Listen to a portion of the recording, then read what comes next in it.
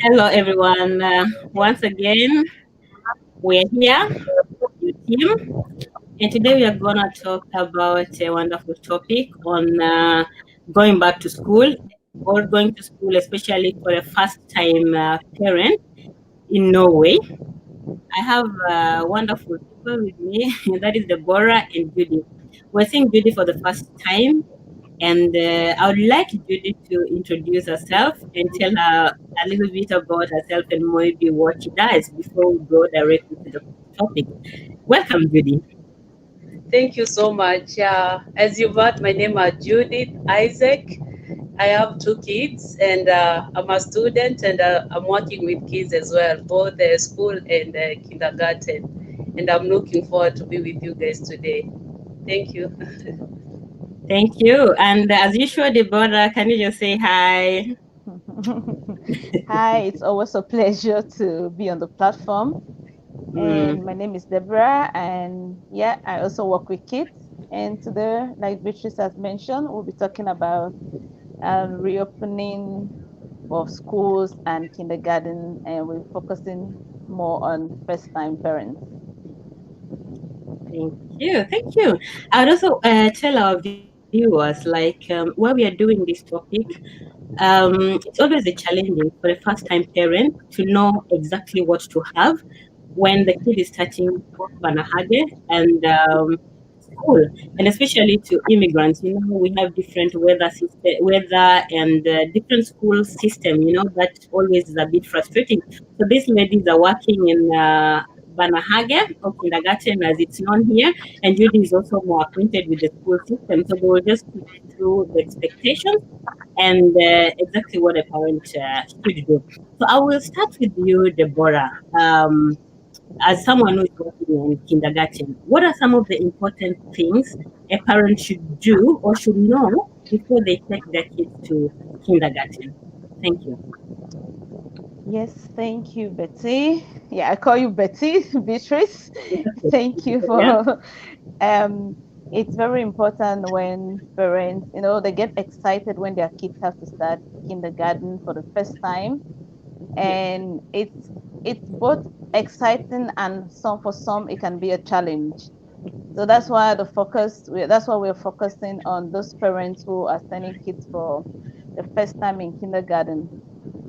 Probably they must have heard a lot of things from others. They have maybe done their research, but to give some very concrete advice or what they have to know, it's like the first thing I would say is usually there is what they call in Norwegian tivening days, like the days to get acquainted, where the parent, it can be the mom and the dad or one of them who is available, bring the kids into the kindergarten. It's usually 3 days.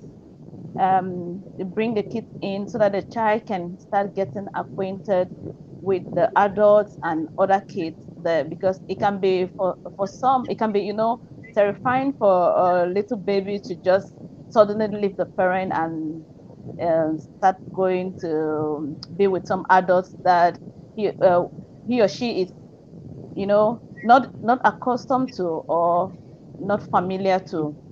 So the first day can be like 3 hours. So the parent come in there, you be with the kid. So while the kid is trying to stick on you and on you, somehow the kids start playing with the other people and start getting used to the other adults working too in the kindergarten, in the department where he or she is going to begin with or start in. So Mm, it's very important usually for parents to, make good use of these days. Ask as much as many questions you have. Don't wait and or don't be shy to ask questions. Don't think you're bothering them, because the this is actually meant for them, not only for the child to get acquainted, but for you, the parent, also to, to get to know some practical information which is going to help the child during that time, and your cooperation with the we call them voxna, the adults or the people working with your, who will be working with your child. So ask as much as many questions as you want to know any little thing you doubt, Mm-hmm. and get to participate. Don't just come and sit and watch them. Get to participate maybe in the little plays the kids will be doing, or will be, yeah, in every little thing they'll be doing. Just get to participate in the whole thing while you are there at during that period. Also, it will be very important for parents to know, like first time parents, like you said, in Norway, weather can be challenging. It's important to know what to get and where to get and when to get what. For example, we know for immigrant parents, especially immigrants from warm lands like Africa and some Asian and Latin American countries where it's warmer there, it can really be challenging for some kids, you know, and especially maybe if the parents are still new in Norway. Maybe for those who have been here for quite some time, they know basics about what to get, because like they say, it's not the weather is not the problem, it's the clothing that which is the problem. So Yeah. but for maybe for people who are still new and then they have babies who have to start in kindergarten, getting the right Mm. things can be challenging. So my advice here can be to you can ask the kindergarten. They'll always give direct you to the shops where you to good shops where you can, most of them know information, shops where you can get reliable and good clothing. Ask friends, go online and check. Just go to the shops. Many people we go shopping every day. Go to the shop and check. And especially for the winter, we know wool is very important. But at the same time, wool is very expensive. So getting wool, if we find out that it's difficult, it's kind of a challenge to get the new Mm. ones, we can go on Fin. There are people giving out things. Go on Facebook, you know. I'm sorry, there's a little problem with my connection. Yeah, Okay. sorry. Yeah, there are people giving out things on Fin, on Facebook groups, or maybe on some WhatsApp group, or in some organization you belong to. Just ask people. People are like, Judy said she had 2 kids. Maybe she has some things that she can give away. Kids outgrow things, so sometimes instead of even buying, just Mm. ask around. People can be easy to be willing to give away, or you buy at a very cheap price. One colleague of mine, she has a long experience working in kids. She told me that most often her experience has been that immigrant parents, instead of getting wool, they get fleece.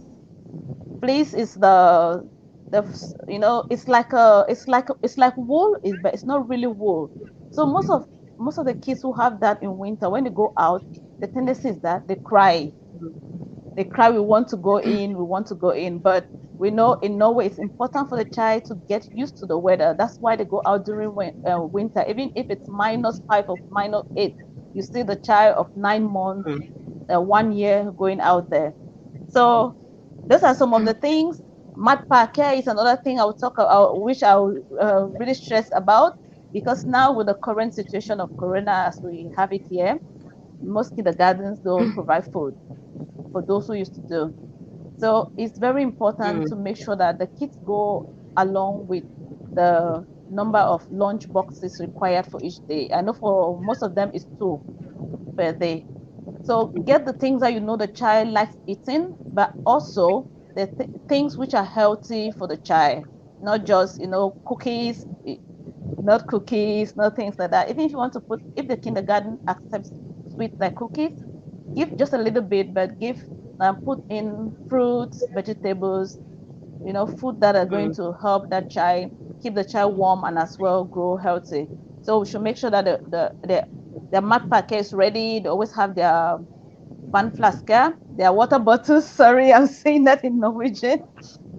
Yeah, the Okay. water bottles ready, and all the Mm. necessary things that might be asked of the kindergarten for you, the parents, to provide.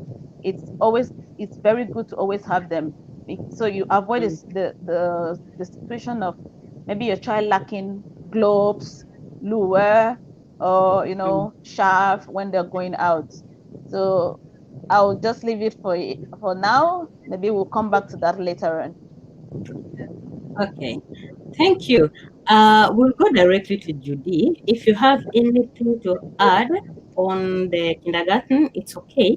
But also, you'll be handling the school aspect and what a parent Mhm. needs to know. You know, this transition from kindergarten now to being in school. So you pick it from there, Judy. Thank you. Yeah, thank you so much. I would like to add to what Deborah said about e-learning, which is friendly, getting to know the teachers and the school environment, for instance. So that Mm, part of e-learning is not only for the kid, actually, it's also for the parent to connect and to know the people that the kid will be staying with Mm. for almost 8 hours a day, for example. mhm, So it's also about creating relationship with those people that are around your Mm. kid and any other kid and any other person who is working there. mhm, Also, yeah, and also there can be a barrier about the language maybe for most of us. So most problem is caused that they don't want to ask because they don't know the language or they don't understand what the employers at the kindergarten are talking about. So you have to know that you have a right to get someone to translate for you. In case you don't understand what they are talking about, you have the right to get a translator, every parent, so that you can get all the details of what you need from clothing to food and anything else that your child will be needing at that period. So coming back to the translation from kindergarten to school, there is not so much to do like when a kid is starting in kindergarten, because then your kid will be 6 years old. yeah. And the most important is, for example, here in Norway, you just have to take a bag. You need a bag, of course, and you Mm, need a lunch box and the water bottle, for example. And the other details, they come as you go. When your child starts to go to school, you get more information every day. But it's very important to take contact with the teacher, for example, in case you're missing anything on the way. But mhm, otherwise, I'm very sure that everyone that their kid is going to start school in August, they've already received an information on a list of what they might be requiring, of which is not too much. Otherwise, it's just the changing clothes, for example, and the lunch box, the way they are supposed to take with the food, and the water bottle, any other information that they require. mhm. Yeah. When we are still on that same case, I have this question. Are the parents who, like those who still don't speak good Norwegian, are they covered when they're sending information out? Because I've had sometimes parents say like they don't understand the language, or I know Deborah said like if you need translation, then go for it. What about those who literally they don't know, like they need to get that translation from the school, or those who just don't have friends who can help them understand the system, understand them the preparations? What should they do? Or are they covered? Yeah, what they normally do as for the school, speaking on behalf of the school, when we are send information on what is supposed to happen, we get Mm, information in different languages. For example, we get information in Norwegian, we get information in English, in other languages from other people who come from different countries. And they are given a way that if you don't really understand the information, then you are allowed to take contact with the school, where they find someone who can translate to you all the information or all the questions that you have to or you're wondering about. So it's always open. The point is about taking contact with the school or the teachers, or if it's kindergarten, talking with the people who are in charge, for example. okay. Thank you. Thank Mm, you. yeah. We'll be moving to the next question, and that is on practicality. What are the practical things that a parent or a guardian should do before they take the kid to school? I'll start with you, Deborah. Thank you. Okay. Before I come to that, let me just say, let me just add on something which Judy just said Mm-hmm. regarding the language. it's not only getting the information, but Mhm. one important thing is reading it, because Okay. sometimes the parents get the information, it can be in Norwegian or in the language that they understand, but the problem Mm. is they don't read it. Yeah. Yeah, there've been a situation where a school or a banner again sits there, and they have what is called planning against that, the day where they do planning for maybe a semester, and then you see Mm. a parent and a kid walking in because they didn't read the information that was sent out. So Yeah. that's Yeah. one very important thing that we encourage parents to always try to do. Don't just sweep, you see it pop up and you just, oh, I'll get it. Try to read it, because most of the time they're important things that people need to know. And coming to the practical things to do before kids start school, Mhm. for most kindergartens, they do it such that before the summer holidays, they take kids to visit schools to Okay. get acquainted with the teacher whom they're going to meet, and the school environment. Mm. It's usually an exciting day for kids. I remember what some of our kids did this time. They were so excited. But for the parents, it can be also be very helpful if, like, they take maybe a weekend, because Mm. usually I know people choose schools which are around their area of residence. So it can be very helpful if they find a weekend, a Saturday or Sunday, and take that child just to that into that school environment, just to Mm. say, let's play. You're getting the child to start to get acquainted with the new environment. It will not be like much of a fright when the child has to start again, because some get frightened of maybe if they are going to have new friends, why some get so excited. So taking a child there can be of much help.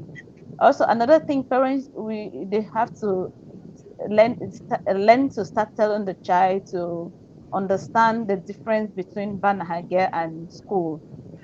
Okay. What do I mean by that? Barnehage, most of the times you can bring the kid in at any time. Mhm. Yeah, but in school they have a particular time to start. So it's important they start making the child to learn how to wake up on time. So Mhm. that's important. Try to read books about school start. That in Norwegian it says school start, right, Judith? Yeah. Books Yeah. on school start. So beginning of school. Books that tell the child, like, that give the child some little hints, some little stories about like first days or first a few weeks in school. So try to read such books for the kids, to the kids, so that they get some basic information before they start. So those are Mm. some practical things to do. And then um, toileting. It's a new environment. School is like, or the banner again, it's like a tent where the kids know all the adults working there, and they get Mm. some very close contact and care. But and there's a lot of adults working there for not so many kids. But in the school, it's one teacher for a bigger tent, if I call it a tent, taking Mm. care of many kids. So the contact with the adults can be a little bit different. They can experience different Mm. from what they had before in the Banhage. So, you know, in the Banhage, you're used to those who are working there. There are many of them. Maybe there are three teachers in a group. So you can talk to one, but I want to go to the toilet, person will take you. But in the school, it's a new environment for you. Some kids can get frightened and, will pee on them and things like that. So start making the child to the routines for toileting. Start trying to teach the child to start this routine, to make sure that you tell the adults where you want to go to the toilet. Don't be scared of these people. Give the child some positive information, positive hints about school, so that the child would go with some open mind and not being like, it's a new environment, I need to be scared all of that. So you need to talk to the child, read some books to them, try to help them with toileting, clothing, how to identify their clothes, where to put them, how to Mm. pick up their things when they find them, because if not, you're going to spend a lot of money buying things now and then. Okay. So that's what I can say for now. Thank you. Thank you.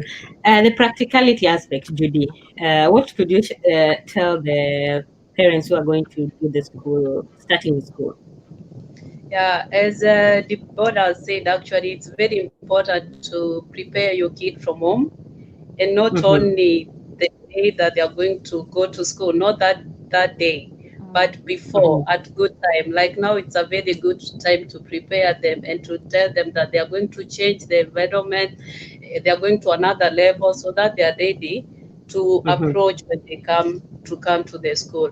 Otherwise, I would say that also it's very important to work together with the school, so that Mm-hmm. you can find out if your kid needs more help, on which you can take contact with the teacher, because they are not really pushed when they start school. They take them very easy. Most of the first days they have this gathering that is called Samling in Norwegian, that they try to explain to them the new thing that is coming ahead. So they prepare them mentally at school. So it's Mm-hmm. very mm, important also with the parent to talk about it at home. When the kid comes back from school, talk what has happened, what they think about. If they have Mm-hmm. any question, let them be free to ask, so that we can help mhm. them both at home and both at school. So we also have a big responsibility as parents to do when it comes to school start and even continuing with the school later.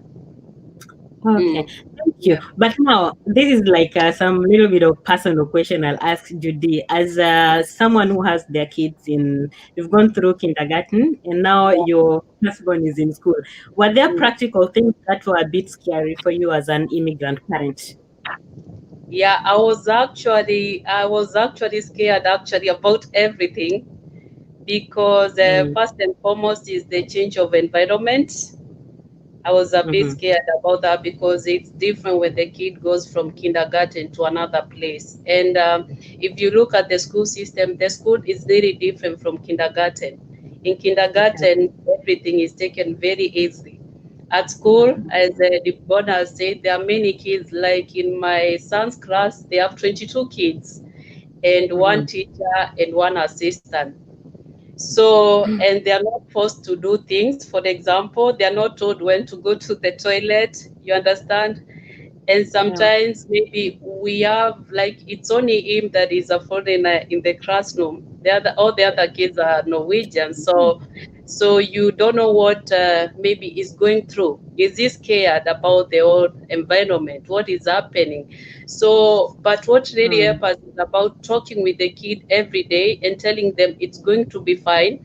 But at the same time, you have to tell them that they need to be open to you, because if they don't talk Mhm. about it at home, then there's nowhere they can talk about the issues that they are going through. So it's a mm, bit scary, and I know it's a bit scary for many parents also that have kids, foreign parents that have kids in the normal schools. But it's mm, good to talk with your kids, prepare them mentally, and just get a feedback from the teachers. And if you mm, notice that something is not okay with your kid, you need to take contact immediately with your teacher.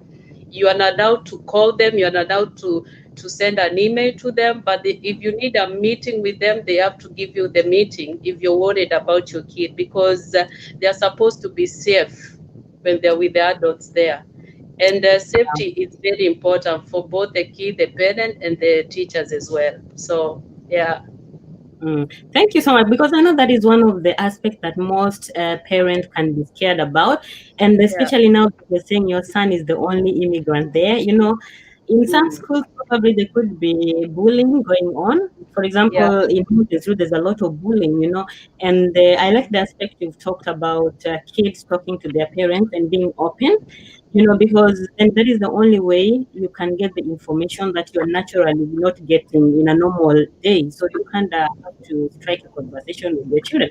Wow, thank you guys. And Deborah, the preparation and the practicality aspect, as someone who is working with the kids, and you meet these things. But maybe I would ask you, Deborah, do you see, because now we are more of the immigrants as well, do you see immigrant parents really frustrated when they are bringing kids for the first time in barnehage? For example, some of the fears they normally have. Thank you, Beatrice, for that question. Yes, especially for those who don't speak Norwegian, it's Mm-hmm. usually quite a challenge for them. Yes, Yeah. sometimes you have to like, put Google Translate on voice speaker or on Mm, speaker and try to speak into it for the translator, the person to get to know what you're trying to communicate. And usually, sometimes the translation is not really accurate. yeah, So definitely. we see, yeah, we see quite a lot of parents who get like a little worried. But of course, like professionals, we try to make them to come and make sure that they're for them to know that their kids are in good hands. So you just try as much as you can to communicate, even with making actions and things like that. Or or Mm, sometimes you even get them to dial someone who speaks Norwegian or who mm, speaks Norwegian and the language they speak, so that you talk and the person translates. Yeah. So for some of them, especially the language, is mm, also it's a big challenge for them. For others, like Judy mentioned, her kids being in an mm, environment where he's like the only African. For some of them, that's also something to worry about. Like it is the mm, same thing with some kids who start school, and that's why it's very important, as you have mentioned, Judith, it's very important for parents to communicate with the teachers. Don't wait until the teachers meet parent teachers meeting mm, before you voice out what you think is troubling you or the questions you have. It's good to take contact immediately, because like for kids, we've had quite a number of cases of kids who have left maybe some African countries or Asian countries, and they've just come here and they have to start school. They've mm. been, they've most of them have experienced issues in school. Yeah. What they come and say to the school, and how the school reacts to what the child says Mm-hmm. usually led usually lead to some cases ending up in Banavan.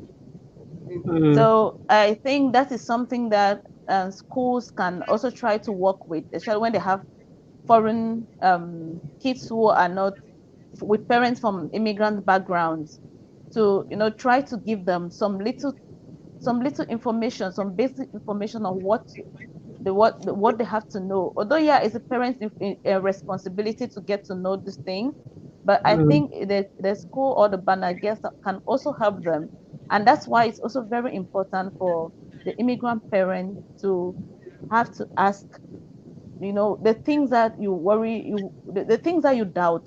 Don't only ask from a friend or from a neighbor, from a colleague. mm.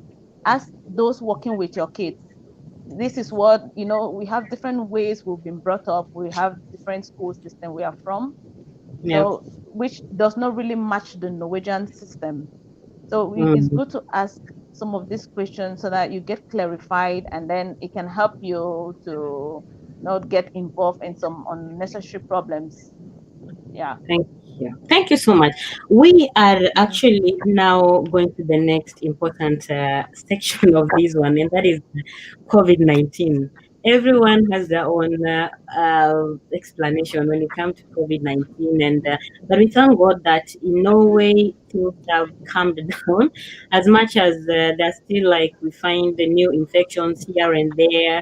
Um, you know, someone sent me a link on the how can I say, the medication for COVID-19 and everything, So, and it's everything is outside there. You see people commenting, you see people, So it's always good Mm-hmm. to hear how people say. But I know, like right now, as we go directly to director of Ministry of Health and Ministry of Education directions. So we are not gonna be going here, there, because it gives you a bit more of confidence when you're talking and confidence when you're giving your point, because at least there is a point of references.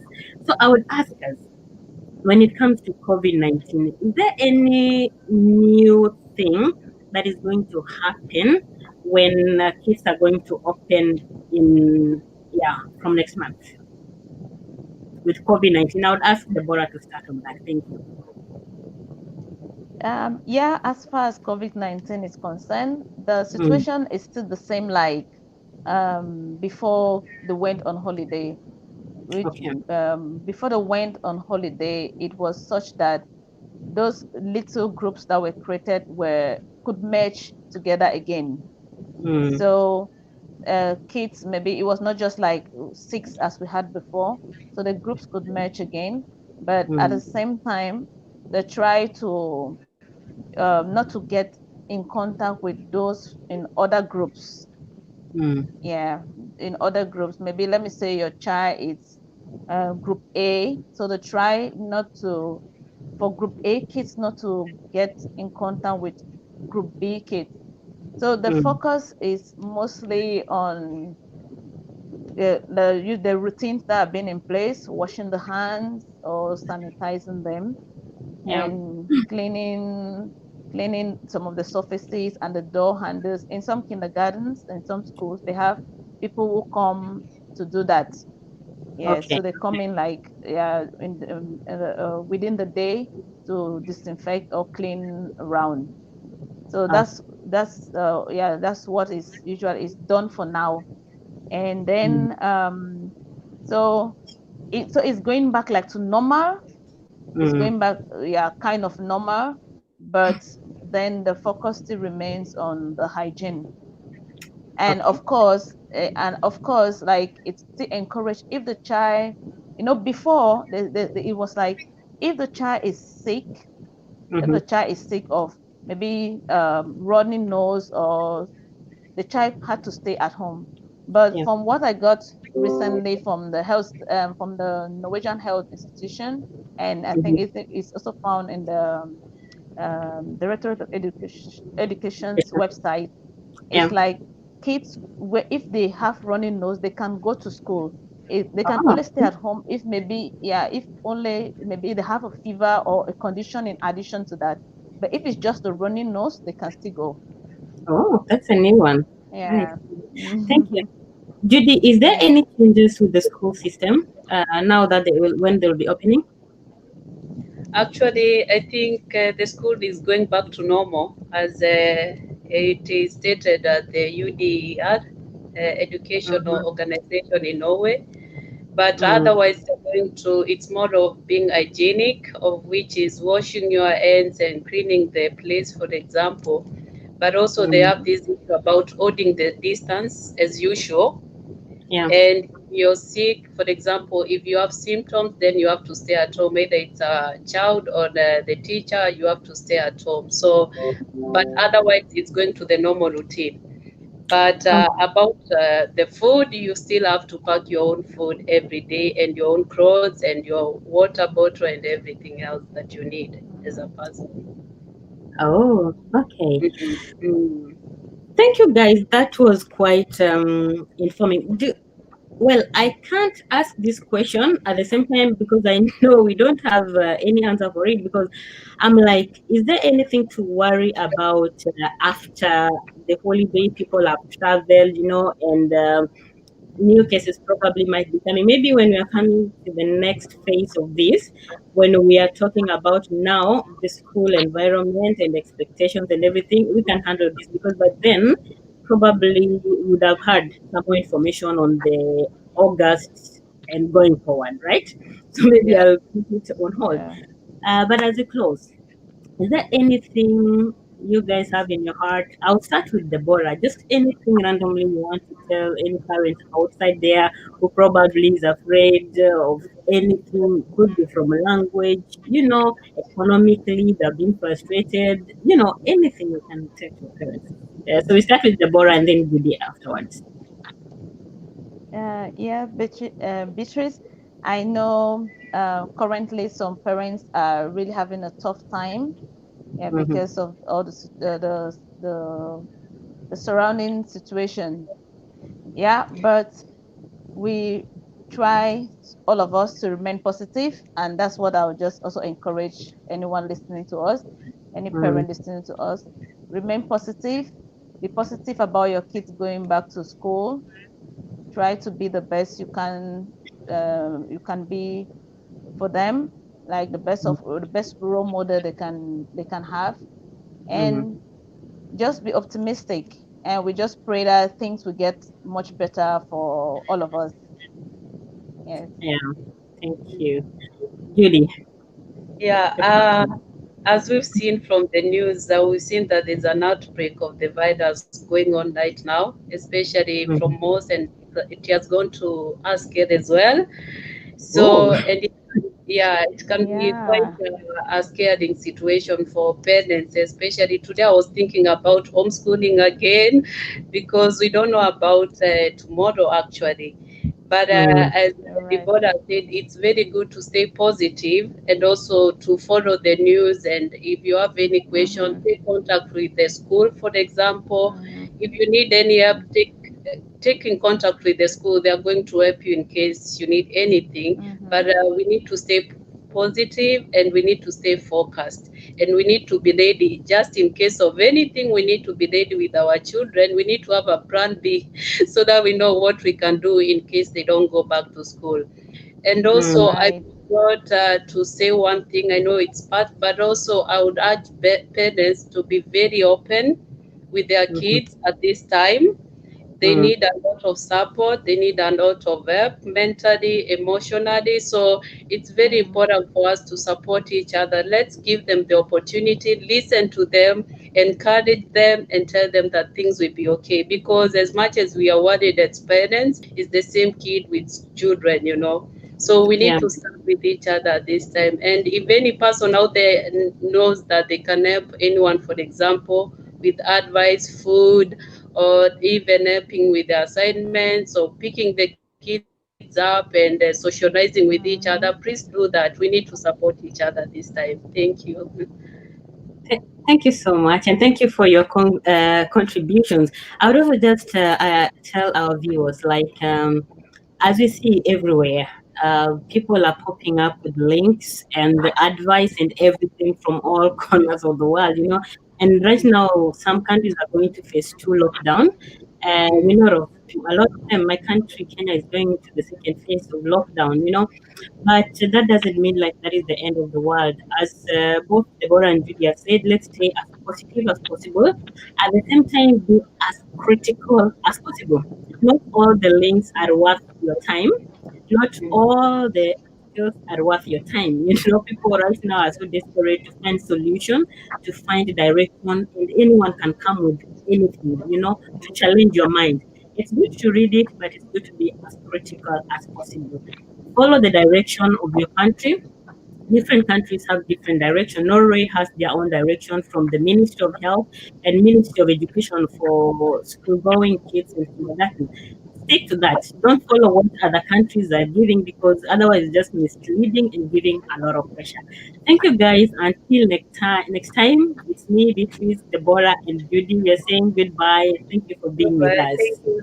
Yeah, thank you so much. Bye. Yeah, bye. Bye.